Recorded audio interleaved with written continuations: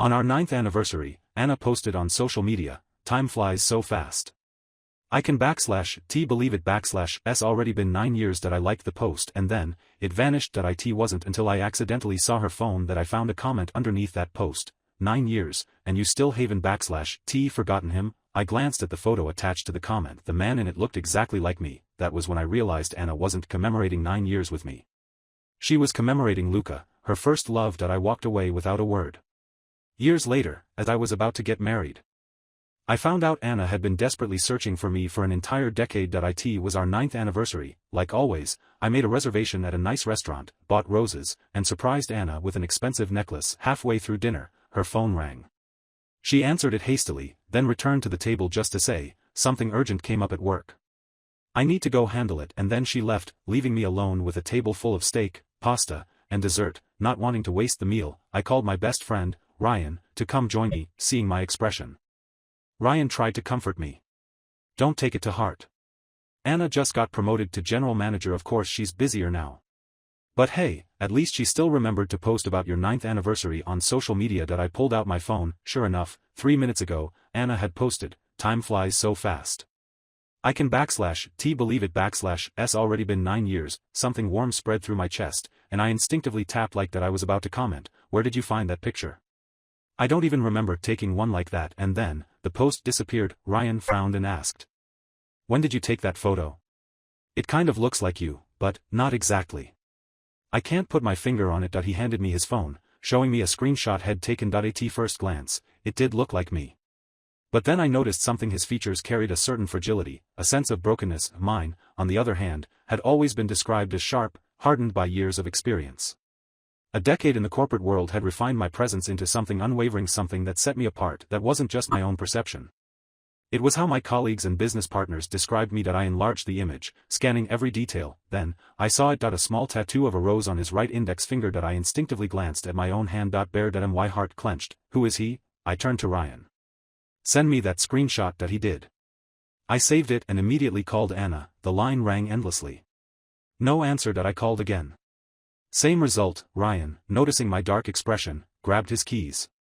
"Come on, it'll take you home." I sat in silence as the rain pounded against the car windows. At home, I sat on the couch, staring at the image on my phone. He wasn't me, but he looked too much like me. Or maybe I looked too much like him. I was about to call Anna again when the front door suddenly swung open. Anna stepped in, completely drenched from the storm. "You're back." The room was dark. I sat on the couch, speaking in an even tone, but my fingers, gripping my phone too tightly, ached from the pressure. I forced myself to sound calm as I asked the question that had been burning in my mind. At the very least, I didn't want to ruin our relationship before knowing the full truth, but Anna barely responded with a quiet before disappearing into the bathroom. The sound of running water filled the silence. For the first time ever, I picked up Anna's phone. I opened her social media app. The post was still there. She hadn't deleted it. She had just set it to be invisible to me. Beneath the post were comments from her friends. "Luca is back. George can't see this, right? Come on, Anna. It's been 9 years. You still haven't moved on." And underneath that, Anna had replied with just yes. That single syllable felt like a weight crashing down from the sky, shattering my heart into pieces. I suddenly felt so incredibly foolish. 30 years of living with an open heart, treating people with honesty only to be reduced to someone else's replacement. How could I have been so blind? Had there really been no signs? The way she frowned every time I absent-mindedly ruffled her hair. Why hadn't I thought more about that? She used to say it messed up her hairstyle. That she wouldn't look good if it got messy. The way she always suggested I wear white instead of my usual black and gray. "George, your personality is already cold. If you dress in dark colors, you'll look even more distant. White makes you seem younger." I wasn't the kind of person who went out of my way to please others. But with her, I had always chosen to compromise. So, gradually, my wardrobe filled with white shirts. I didn't think it was a problem. I wanted to make her happy. After all, when I told her I liked women in dresses, she made a habit of slipping into one after work, patting her lap with a teasing smile, saying, "George, come sit." That allure, that subtle restraint, it had always drawn me in, kept me obsessed with her until morning. But now, looking back, it only ever happened when I was dressed in white. I had always assumed it was just a particular aesthetic preference of hers. Now I knew better. It wasn't an aesthetic preference. It was her lingering obsession with a man she had loved for 9 years. A man named Luca. I stared at the photo again. He had the same hairstyle as me. He was wearing the same crisp white shirt. Never in my life had I imagined I would become someone else's shadow. A sharp pain bloomed in my chest. I clutched at my heart, gasping. And at that moment, The bathroom door opened, Anna stepped out. Who is he? I held up my phone, showing Anna the screenshot. She hesitated. She didn't _T answer immediately. Instead, she said, "Let me change first." I sat on the couch, waiting. My grip on my phone was so tight that my knuckles ached. A few minutes later, Anna stepped out, not in her usual sleepwear, but in a fresh dress. She placed her hands on my shoulders, leaning in. "George, you have to believe me. He's just a friend. He just got back to San Francisco and didn't have anyone friend, so I picked him up." She didn't wait for my response. Instead, she straightened her dress, grabbed an umbrella from the cabinet, and headed for the door. "Anna," I called after her, my voice low and steady, "I hope you won't regret this." She hesitated for half a second, then she walked out. The rain outside was getting heavier. I listened to her footsteps fade into the storm, my whole body trembling despite the layers of clothing and blankets wrapped around me. I felt so cold. When I took my temperature, I found out I had a high fever. I had never known that extreme emotional devastation could break a person down so suddenly. I sent Anna a message with a photo of my fever. "The rain is too heavy. It's impossible to get a cab right now. You probably haven't gone too far yet. Can you take me to the hospital?" This time, she replied almost immediately, "Stop making a fuss, George.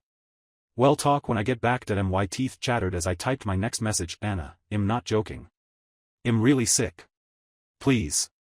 I need you to come back." The message was sent. It was never read. I tried calling for a ride, but no cars were available. My own car was at the dealership for maintenance. Not that it would have mattered. I wasn't about to risk driving in this condition. So I called Ryan. Ryan stayed with me at the hospital. After a while, he asked, "Want me to call Anna? I mean, come on, you're still her boyfriend." I sat in silence, my lips pale. Then I shook my head. Ryan clenched his jaw. "George, are you really just going to let this go? 9 years. She wouldn't be where she is today without you. Now she's richer, more powerful, and suddenly you don't matter anymore. You're just supposed to sit here and take it." He was furious. "Hell, at least let me send some guys to rough her up." I raised a hand, cutting him off with a bitter smile. "How do you wake up someone who's pretending to be asleep?" The answer was simple: "You can't." I wasn't going to waste my time anymore. That wasn't my style. My heart was already shattered. I didn't have the strength to keep holding on. I stayed in the hospital for 2 days. Anna never called, never texted.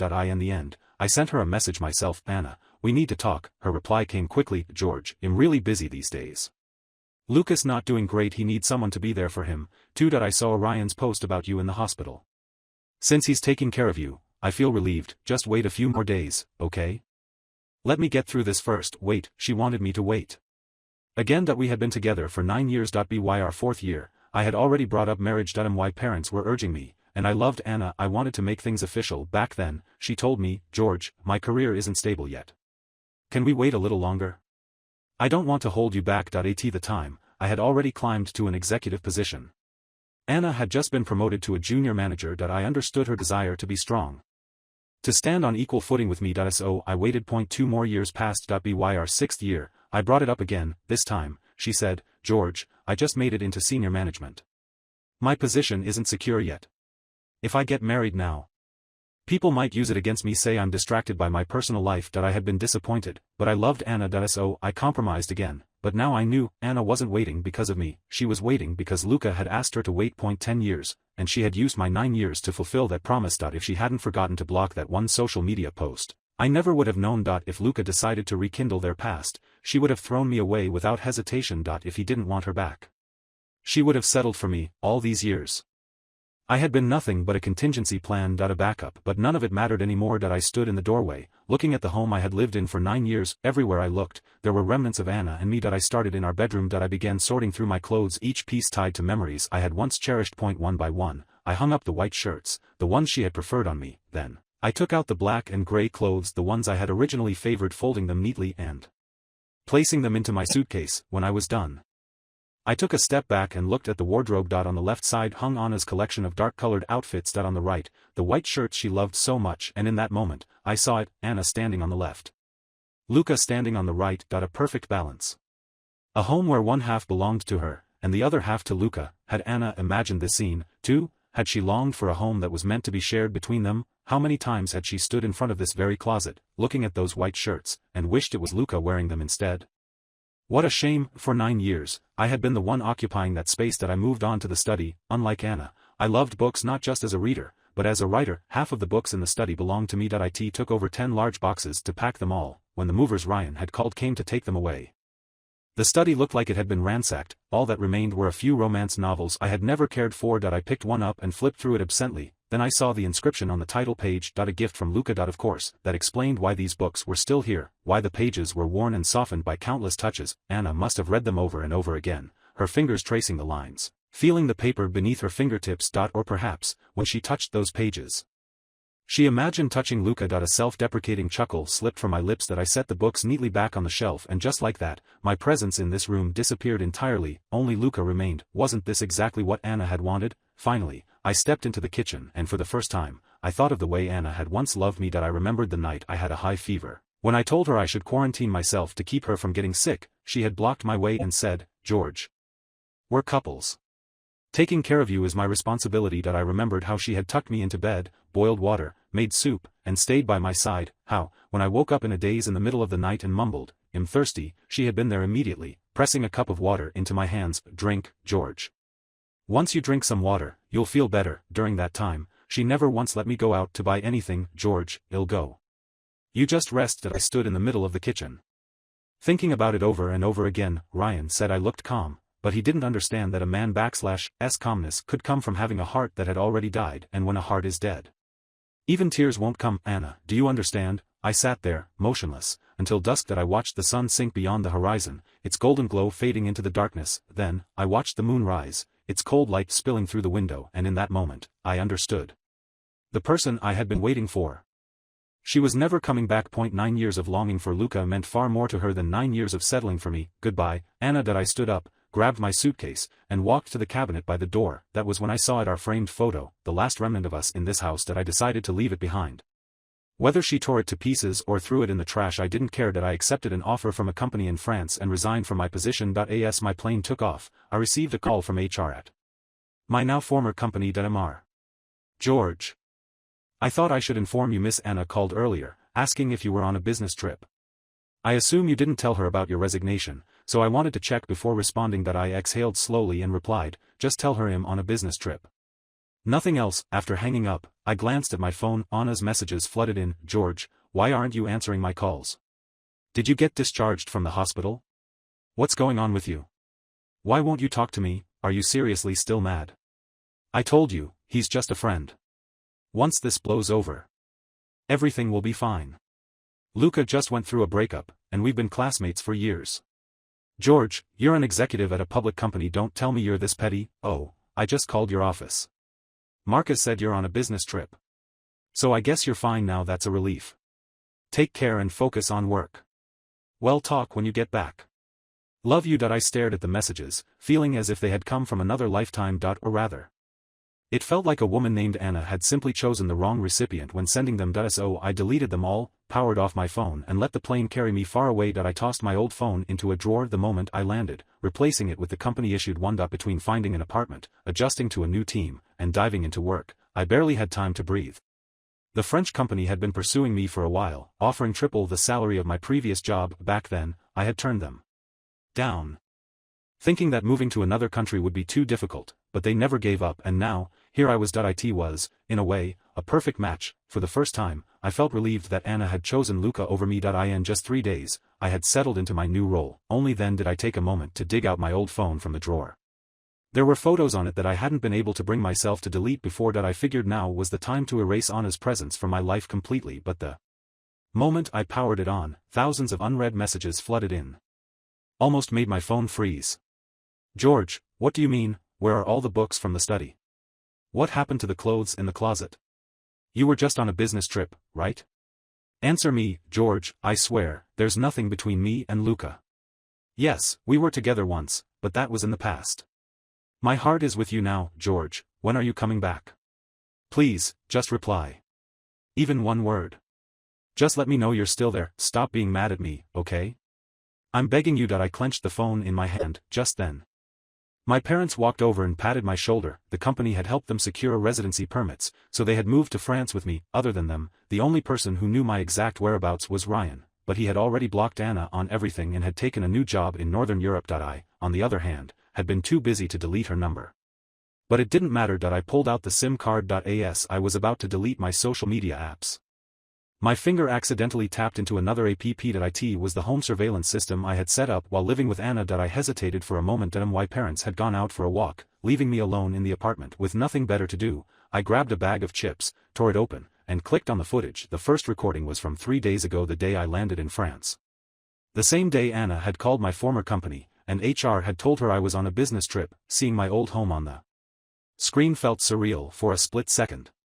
I doubted whether I had truly lived there for 9 years. Nothing of mine remained. The only thing left was the framed photo of me and Anna on the cabinet, the one I had deliberately left behind. A few moments later, the silence in the house was interrupted by the sound of the keypad lock being pressed. The door swung open. Anna. She looked beautiful in her dress, like a female lead straight out of a drama series. I tossed a handful of chips into my mouth. Then someone else walked in after her, white shirt, same hairstyle as mine, Luca. I took a sip of my Coke. So this was the house's new man of the house, huh? He was good looking. No wonder Anna had imagined him here from the start. I studied Luca's face closely. There was something broken about him, an aching vulnerability that even I, as a man, felt an instinctive urge to protect. Not like me. I was always direct, decisive, unyielding. The bright living room lights illuminated the scene as Anna led Luca into the space we had once shared. George is on a business trip for the next few days, she told him. I told him you just went through a breakup and needed someone to look after you. You can stay here for a while. Hell, understand. She guided Luca to the couch and poured him a glass of water, but Luca didn't take it. Instead, his hand slid up, curling gently around the back of Anna's neck. All this time, I thought you were just using him as a replacement for me, he murmured. The sound of my chewing stopped. Anna froze. Luca, what happened between us is in the past. The person I love now is George. She pulled a small pill bottle from her pocket. Take your medicine and go rest, okay? But Luca suddenly grabbed her and pulled her onto his lap. Anna, you're trying to make me jealous, aren't you? His voice was low, teasing. After all these years, don't tell me you've never thought about me. If you hadn't, how could you bear to leave him behind just to be with me? Anna's breath hitched, her voice trembled as she whispered, Luca, don't do this. I had to admit installing that home surveillance system had been one of my best decisions. The audio quality was crystal clear. I glanced around my new apartment. Maybe I should set up a similar system here. Never know when it might come in handy. T what, Anna? Luca's voice was low, teasing. I like you. And I know you like me too. Otherwise, why would you have chosen him, a man who looks exactly like me? He pulled off his shirt. His toned body illuminated under the soft glow of the lights. Anna's breath hitched, then their heavy breathing intertwined, their bodies spun together in an eager, heated dance. I thought they would make their way to the bedroom, but instead, they stumbled into the study. Just as Luca was about to lift Anna onto the desk, she suddenly froze, completely. Luca's hands continued to roam her body, tracing familiar paths. But Anna suddenly shoved him away. She turned, storming toward the bedroom. The moment she reached the closet, she yanked the doors open. The wall-length wardrobe stood there, revealing an empty half on the right side. Anna stepped closer, reached in, and pulled out a shirt, white. She tossed it onto the bed, then she grabbed another, white again. She threw it onto the pile. One by one, she pulled out each item.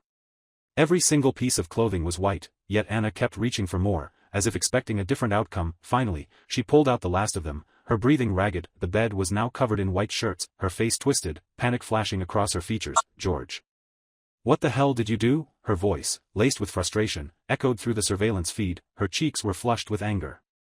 As if the necklace around her neck had suddenly become a noose, strangling her, she stormed into the living room. Anna, what's wrong? Luca called after her. She ignored him. Instead, she snatched up her phone. She opened the voice recorder. George, what the hell is this? Where are all the books from the study? What happened to the clothes in the closet? I thought you were just on a business trip. Answer me, then. She hesitated. As if realizing that sending a voice message wasn't the best idea, she switched to typing. I remembered reading those very same messages earlier. So this was when she had sent them. I leaned back into the couch and grabbed another bag of chips. I opened the potato chips and continued looking. I watched the screen, chewing absent-mindedly on my chips, as Anna's voice filled the room. George, there's nothing between me and Luca.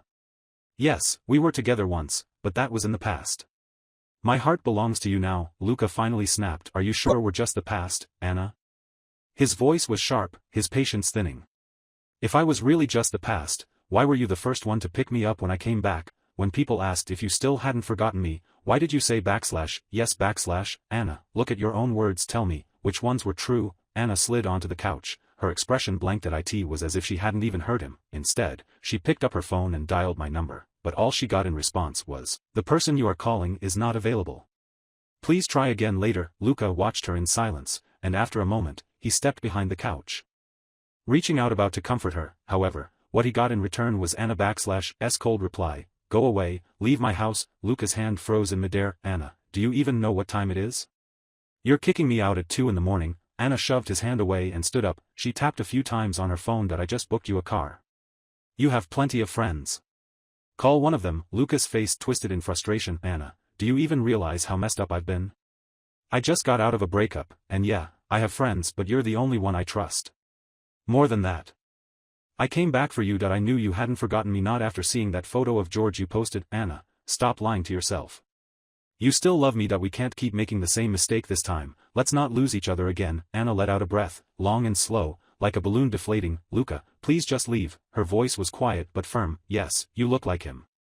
But at the end of the day, you're not him, and he's not you." His eyes don't hold the same brokenness yours do. His eyes are steady, unshakable, and I've realized I'm tired of broken things. I don't want to lose George." Luca didn't move. Anna grabbed his suitcase and rolled it toward the door. She opened it and spoke, her voice laced with finality. "George must have seen my messages by now.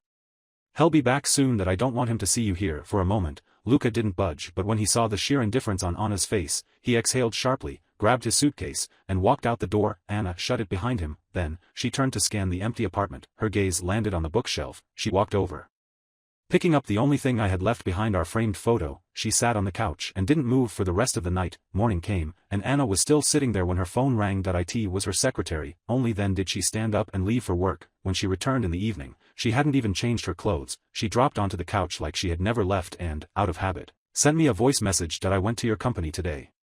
I told them if they didn't tell me where you were, I'd pull our partnership. Turns out you weren't on a business trip, you resigned." Her voice trembled slightly on that last word. "But they wouldn't tell me where you went. No matter what I said, they refused to give me an answer." Anna took a deep breath. "George, I'm guessing you just needed some space. That's fine. When are you coming back? Just send me a message, okay? Even if it's just one word, just let me know you're still out there." A pause, then, in a softer voice, "Please, don't be mad at me anymore. I'm begging you." She sounded exhausted. "George, I'm really worried about you. You were sick, and I wasn't there when you needed me. That was my fault." But Luca had just gone through a breakup.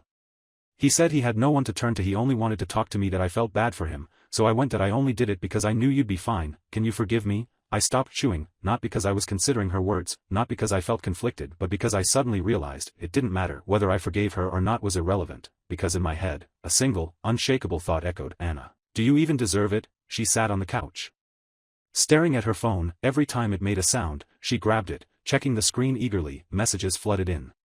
Work notifications, Lucas messages, one after another. But Anna only grew more irritated, frustrated. With a sharp breath, she flipped the phone screen down onto the coffee table. Then she stood up and walked to the kitchen. She stood there for a while, her expression unreadable. Then, after a moment, she opened the fridge. Anna's expression shifted the moment she opened the fridge, hesitant. She reached inside and carefully pulled out an ocean blue cake. The once fresh frosting had begun to dry, the white waves of cream stiff and cracked. But the moment she saw it, she remembered our promise that we had planned this together, sketching it out in detail. She had even framed the drawing and placed it in her office, a daily reminder of the life we were supposed to build. She had imagined a future with me. A child who would have my unwavering gaze. A child who would grow up strong, decisive, nothing like Luca, who had always been fragile, always wavering. She had thought of Luca that day when she first met me. For a moment, she had almost cried, because once, she and Luca had made a 10-year promise. If neither of them was married by then, they would wed. But Luca had moved abroad, and they had barely kept in touch. In those sleepless nights of longing, she had used me to fill the void. She had dressed me in Luca's favorite white shirts, convinced me to cut my hair the way Luca liked it. Back then, I had resembled Luca almost perfectly. But over time, she had realized I wasn't Luca. I wasn't someone who would crumble under pressure. I wasn't someone who would so easily give up, bow to family expectations, and leave her behind. I was steadfast, unyielding. Eventually, she stopped insisting on how I dressed, how I looked. Those years, I had grown my hair out, lounging around the house in a black bear print pajama set. And yet, she saw something else in me than something Luca never had. She saw my quiet reliance on her, and for the first time, she had desperately wished for a child with me. A family. A life together. On our 9th anniversary, she had planned to propose. But then, Luca had called. "Anna, I just broke up. I don't want to live anymore. Anna, maybe you can save me." She had panicked. She hadn't wanted to tell me the truth that Luca was an ex. She had been afraid I would be angry. But she also couldn't bear the thought of Luca actually following through on his words. So, she had lied, told me she had urgent work, and she had abandoned our anniversary plans, leaving the proposal forgotten. She had spent the next few days in a hotel room with Luca, she had booked a double bed. Slept in the one beside his, and every night, when Luca woke up whispering about wanting to die, she had stayed awake to keep watch over him, but eventually, she had realized avoiding me wasn't a solution. She decided to bring Luca home. If he was in plain sight, under my roof, I might not be so upset. What she hadn't expected was that when she returned, I was already gone. It was then that panic finally gripped her. This wasn't a temporary loss, this wasn't just a fight that I wasn't coming back. She had pushed Luca away, suddenly realizing how close she had come to making a mistake she could never take back, and then, standing in the empty study, staring at the half-empty closet, she understood. She was losing the most important part of her life, the love that had, over the years, been shaped and refined like a gemstone, glowing in its brilliance. A love that had once started impure but had since become real, and now, it was slipping through her fingers. She had sent me countless messages, endless voice recordings, called me over and over again, but I hadn't blocked her. No, blocking would have been an act of anger, of lingering resentment. This was worse. It meant I didn't care at all. It meant I no longer cared whether she ended up with Luca. I no longer cared whether she begged, whether she regretted. It meant I no longer cared about her at all. I had given up completely. Anna couldn't understand. She had only been gone for a few days. How could I be so utterly and irreversibly done with her? For days, she sat in the empty house. She watched the sky shift from morning to night and back again, but she found no answers. But now, as she stood in the kitchen, hunger gnawed at her. She hadn't slept, hadn't eaten. Her body begged her for food, reminding her that she was still alive, and for now, she still wanted to be, even if only to hear my voice just one more time, even if I only gave her a single word, even if it was just a single word. Get lost. Anna believed there would still be hope. She opened the fridge, and there it was, the ocean blue cake. If we ever have a child, the moment we find out, let /s make them a cake. Anna, how about a sea blue cake? I quickly drew a rough outline on a 7-inch cardboard with colored pencils. That's perfect, George. And we can use white cream to shape the waves on top. How about that? Perfect, I had said, adding a few final strokes. Our child should be like the ocean, born free, living boundlessly, with infinite possibilities. That night, Anna and I had stayed up until dawn, lost in each other. That was the night she had started planning her proposal. But now, without me, without the future we had imagined, the cake had appeared in the fridge alone. Anna's hands trembled as she lifted it out. Then, she picked up her phone and began sending messages again. George, you have no idea how much I've longed to have a child with you. Please. Let's get married. Let's fulfill all the promises we made. Please, just one word, George. Even a single word would make me feel better than this silence. She sent message after message, and all of them vanished into the void. No response. No acknowledgement. Anna knew me. She knew why I had made this cake. It was my way of closing the chapter, of ending the dream of a child that would never exist. She thought back to that night in the rain, when I had begged her to take me to the hospital. The afternoon in the hospital when I had sent her a message, asking to talk. She thought. And thought. Then, suddenly, she slapped herself across the face. Twice. A thin trail of blood dripped from the corner of her lips. She wiped it away. It didn't hurt, but then a deep chill set in. Her teeth began to chatter uncontrollably. She stared at the ocean blue cake, but it no longer reminded her of the vastness of the SEA. It no longer represented freedom. Anna looked like an old, withered woman, sitting alone at the dining table, a hollow shell, staring at the cake as if she were already dead inside. Then her gaze landed on something beneath the cake. A slip of paper. She reached out, fingers trembling, and carefully pulled it free. It was my handwriting. No matter what happens, Anna, when you see this cake, please light a candle for the child who never was. The moment she read my words, her eyes burned with pain. She lifted a hand to wipe her tears, but the more she wiped, the more they fell. Tears streamed down her fingers, slipping through the cracks like a flood. She tried to stifle her sobs, clenching her jaw. But in the end, she broke. She sobbed, loud and unrestrained, and the house echoed back nothing. Once, when she had struggled in her career, it was me who had held her through those nights. Once, when she had finally climbed to success, it was me who had been the first to embrace her, telling her she was the most incredible woman in the world. She had loved hearing that. She had loved knowing she was perfect in my eyes. But she had ruined all of it. She had destroyed everything. Now, as she cried, the cake sat before her, mocking her with every bite of her foolishness and deceit. Anna grabbed a lighter and lit a candle. Placing it on top of the cake, she sat in silence, watching the flame flicker. Then, when the fire finally died out, she reached out and shoved a fistful of cake into her mouth. The cake was old, the cream had turned rancid, coating her tongue like wax, but she kept eating, mouthful after mouthful, shoving it down like she could somehow force herself to swallow the past. By the time she was nearly done, her stomach clenched violently. She lurched forward, heaving, and vomited it all back up. A burning sensation flooded her throat, and then darkness. She collapsed. I shut off the surveillance feed the moment I saw Anna breaking down, stuffing cake into her mouth like a woman on the verge of madness. The second she lit that candle for the child that never existed, my last shred of interest in her disappeared. Her tears, the blood on her lips, the bruises from her own hands, none of it stirred any sympathy in me. She had brought this upon herself. That I powered down the old phone and tossed it back into the drawer. Then I stretched, yawned, and went to the master bedroom for a nap. I doubted a woman like Anna would hold herself accountable for long. She was young, rich, beautiful, one of the most desirable women in her social circles. A few days of madness, a few nights of heavy drinking, soon enough, she'd move on, bringing different men home one after another. Or maybe she'd seek out someone who resembled me. Wouldn't that be ironic? With that final thought, I drifted off to sleep. When I woke up, I started writing The Fresh Air of France.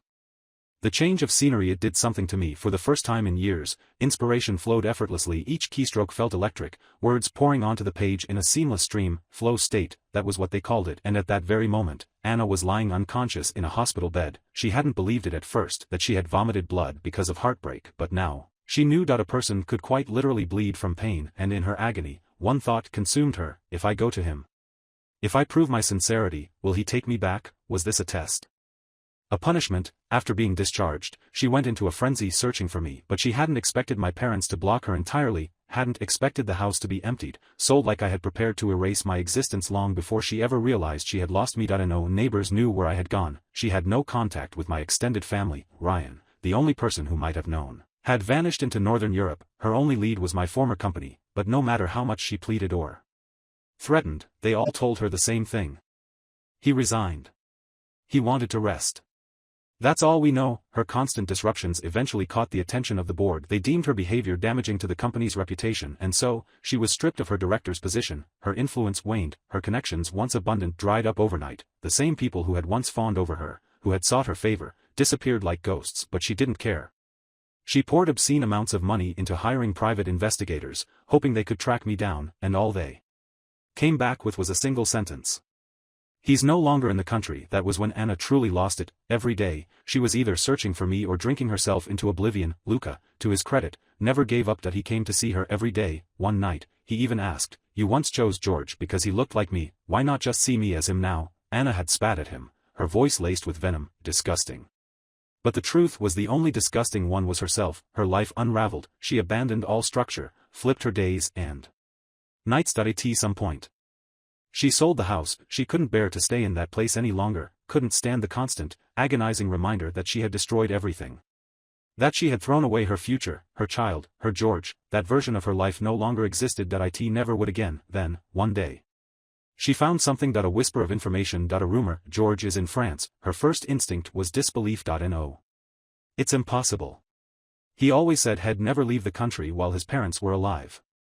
He wouldn't abandon them. But then she saw it, the book My Name, published in France, and she realized why she had never been able to find me. I had joined a classified industry. For security reasons, I had been required to sever all social ties. Had it not been for the book, she would have never known where I was, and by the time she did, 10 years had passed. For the first time in a decade, she saw me again, not in person, but in a published photo on the inside cover of my book. Time had changed me. The confidence in my eyes had only deepened, the sharpness, the quiet power. It was even more striking than before, and in that moment, her heart pounded. Anna felt like she was alive again. She raced home, took the longest shower of her life, then went straight to a barber shop. Even after all these years, she had maintained herself well. She had walked into the barber shop as a disheveled drunk and emerged looking just like the woman she had been at 30, young, stunning, and wealthy. A body like this is a gift from the heavens, her friends often told her. Wasting it by staying single is a crime. But Anna never understood why she hadn't been able to let go. Why, after all these years, her heart refused to move on. Why,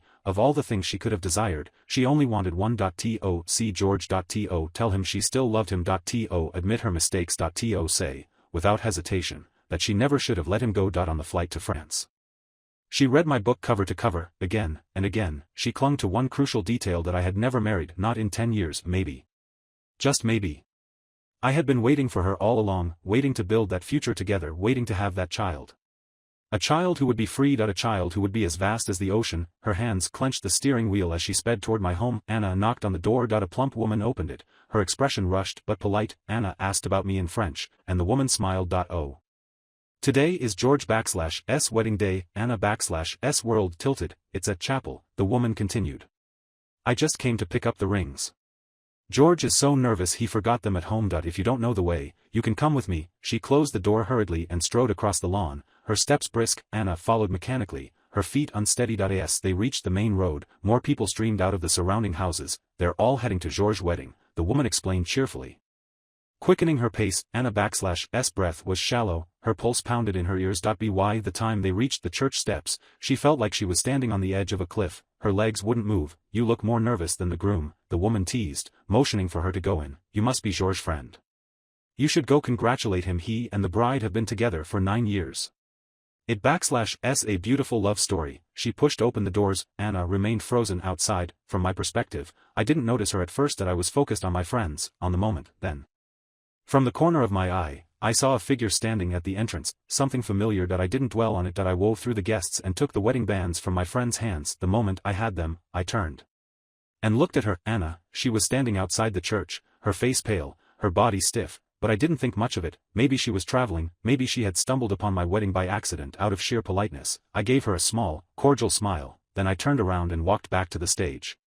Anna never saw the dramatic, tearful reunion she had envisioned, never saw the desperate embrace, the shattered sobs, the second chance she had clung to. Instead, she saw my smile, distant, indifferent. A polite courtesy, nothing more, and it pierced her like a dagger. She had come for me, every strand of hair she had trimmed, every drop of perfume she had carefully chosen, every agonizing second of doubt, of longing, of hope, every trembling breath as she stepped onto that plane, all of it had been for me. And yet, I had not been waiting for her, not even for a moment. That I had moved on 9 years ago. While she had spent a decade drowning in regret, I had built a new life. While she had obsessed over an impossible reunion, I had fallen in love. While she had held on to a foolish dream of a child that never was, I had long let go, the unwavering determination in my eyes. It had never been for her. It had always been for my own future. The wedding march played. Anna stared in amazement as I stood on the stage and placed the ring on the bride's slender finger. The father's voice rang through the air. Groom, do you take this woman to be your wife? Yes, I said, my voice steady.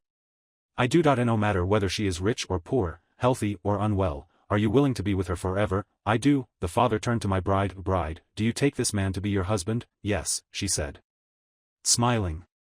I do. No matter whether she is rich or poor, healthy or unwell, are you willing to be with her forever? I do. Then I now pronounce you husband and wife.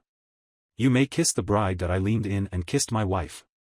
The woman who had truly been by my side for the past 9 years, the woman who had never wavered, the woman I had chosen, just as she had chosen me. No one noticed that when the happy couple kissed, a woman named Anna walked out of the church. She walked desperately in her expensive high heels and saw a blue sea. The white waves rolled like the memories she was waiting for. She took off her shoes, put them neatly, and then walked into the depth step by step. George, maybe we can only meet again in another world, where we can get married, have children and grow old together. I know that all the results now are my karma, but I still wish you happiness. Because my love has ended with you. 3 days later, someone found a female corpse in the shallow sea.